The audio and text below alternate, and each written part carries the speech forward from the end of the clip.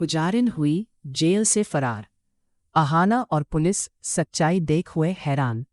बड़े घर की छोटी बहू के आने वाले एपिसोड में अहाना और पुलिस की आंखें फटी की फटी रह जाएंगी जब पुजारिन की असली सच्चाई का पता चलेगा कि पुजारिन देश का दुश्मन नहीं बल्कि खुद इस देश को बचाने वाली खुफिया अधिकारी है। रात के सन्नाटे में जब पूरी दुनिया सो रही थी, बड़े घर की छोटी बहू यानी अहाना की धड़कनें किसी अनहोनी की आहट से तेज चल रही थी। पुलिस स्टेशन का गलियारा सफ़ेद रोशनी में नहाया हुआ था, लेकिन वहां का माहौल भारी और रहस्यमयी था। अहाना के सामने बैठी पुजारिन, जिसका असली नाम पूजा बताया गया था, अपनी आंखों में एक अजीब सी खामोशी लिए बैठी थी।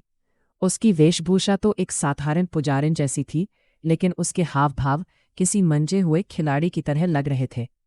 अहाना को बार बार वही दृश्य याद आ रहा था जब उसने आधी रात को पूजा को बंदूक के साथ देखा था। उसे यकीन था कि ये औरत इस घर के लिए ही नहीं बल्कि पूरे समाज के लिए खतरा है। इंस्पेक्टर ने मेज पर हाथ पटकते हुए कड़क आवाज में कहा कि अब सच उगलने का वक्त आ गया है। अहाना ने इंस्पेक्टर को इशारा किया कि पुजारिन के पास जो झोला है उसे तुरंत चेक किया जाए, क्योंकि उसी में मौत का सामान छिपा है। जैसे ही एक महिला कांस्टेबल ने पुजारिन के बैग की तरफ हाथ बढ़ाया, माहौल में एक बिजली सी दौड़ गई। पुजारिन की आंखों में जो शांति थी वो अचानक एक तेज चमक में बदल गई। इससे पहले कि कोई कुछ समझ पाता, पुजारिन ने बिजली की फुर्ती से अपने बैग से एक आधुनिक पिस्तौल निकाली और पुलिस वालों पर तान दी। अहाना की तो जैसे सांसें ही थम गई। उसकी आंखों के सामने वो सब हो रहा था जिसकी उसने कल्पना भी नहीं की थी। पुलिस वाले अपनी पोजीशन लेने ही वाले थे कि पुजारिन ने एक स्मोक बम फर्श पर पटका। धुएं के गुबार में सब कुछ ओझल हो गया।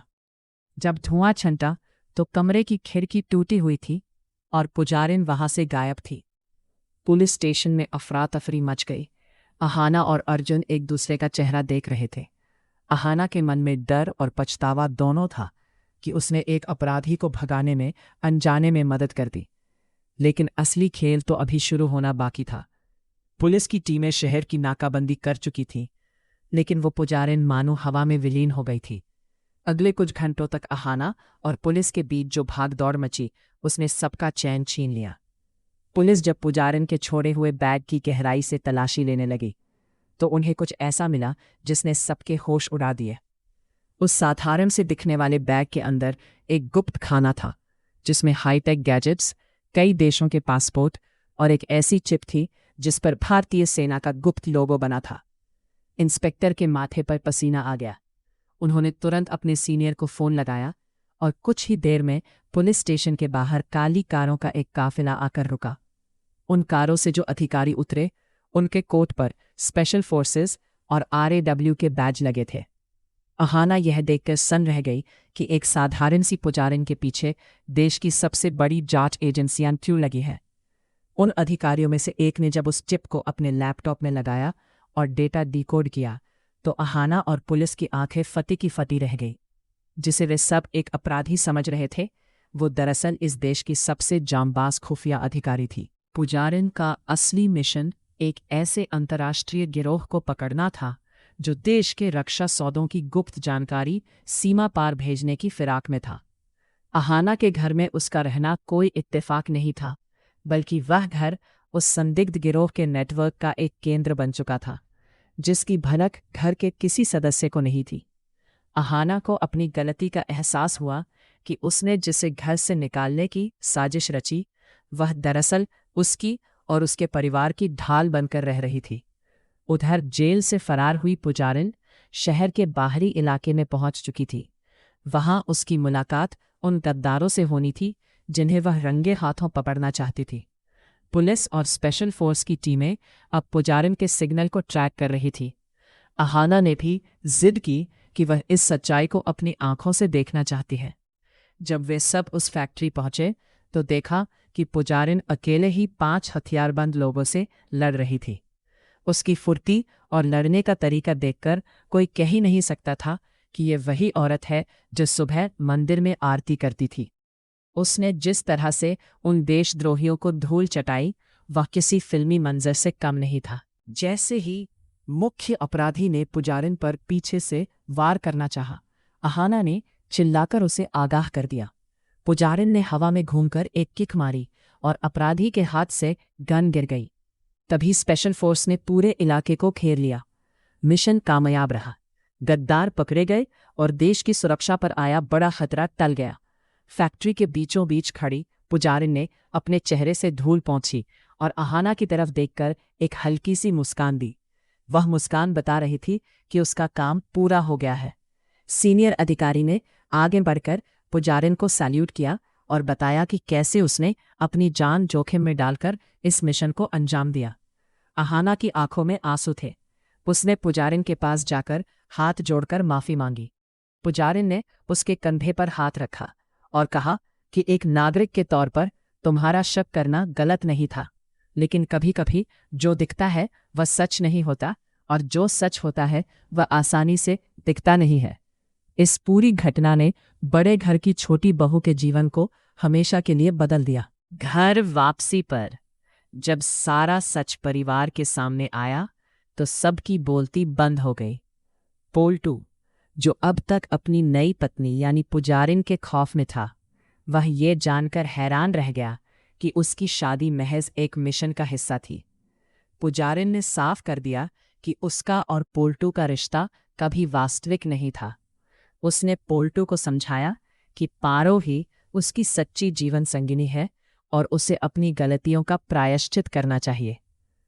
पुजारिन की बातों का पोल्टू पर गहरा असर हुआ। उसने सबके सामने पारो से माफी मांगी और एक बार फिर उसकी मांग में सिंदूर भरकर उसे अपना लिया। ठाकुर जी, जो हमेशा से कठोर रही थी, उन्होंने पारो को गले लगाया और घर में उसका सही स्थान दिया। वह घर जो कुछ समय पहले तक साजिशों और डर का अड्डा बना हुआ था, अब खुशियों से भर गया था। अगली सुबह जब सूरज की पहली किरण अहाना के आंगन में पड़ी तो पुजारिन अपनी वर्दी में तैयार थी। उसकी जीप दरवाजे पर खड़ी थी। पूरा परिवार उसे विदा करने के लिए बाहर आया था। अहाना ने उसे एक छोटी सी भेंट दी और वादा किया कि वह हमेशा उसकी बहादुरी को याद रखेगी। पुजारिन ने सबको सैल्यूट किया और अपनी नई ड्यूटी की ओर निकल गई। अहाना ने महसूस किया कि इस एक हफ्ते की उथल-पुथल ने उसे जीवन का सबसे बड़ा पाठ सिखाया था। पुजारिन के जाने के बाद घर का माहौल पूरी तरह बदल चुका था, लेकिन अहाना के मन में अभी भी एक हलचल बाकी थी।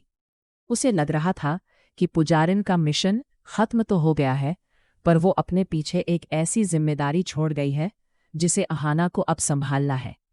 आने वाले एपिसोड में दर्शक देखेंगे कि घर में शांति लौटने के बावजूद अहाना को कुछ अजीबोगरीब हरकतों का एहसास होता है।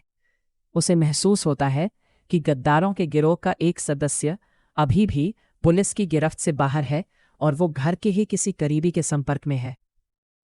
एक रात जब पूरा घर सो रहा होता है, अहाना को ठाकुर जी के कमरे से धीमी फुसफुसाहट सुनाई देती है। वो दबे पांव वहां पहुंचती है और देखती है कि ठाकुर जी किसी गुप्त फोन पर बात कर रही हैं। अहाना के पैरों तले जमीन खिसक जाती है। क्या उसकी अपनी सास इस पूरे षड्यंत्र का हिस्सा थी? लेकिन ट्विस्ट तब आता है जब उसे पता चलता है कि ठाकुर जी दरअसल उस गद्दार को लालच देकर घर बुला रही हैं ताकि उसे पुलिस के हवाले कर सके। अहाना अपनी सास की इस बहादुरी को देखकर दंग रह जाती है। इधर पोल्टू और पारो के बीच का रिश्ता भी एक नई परीक्षा से गुजरता है। पारो को डर है कि पोल्टू ने उसे सिर्फ मजबूरी में अपनाया है, लेकिन पोल्टू अपनी हरकतों से ये साबित करने की कोशिश करता है कि वो अब बदल चुका है।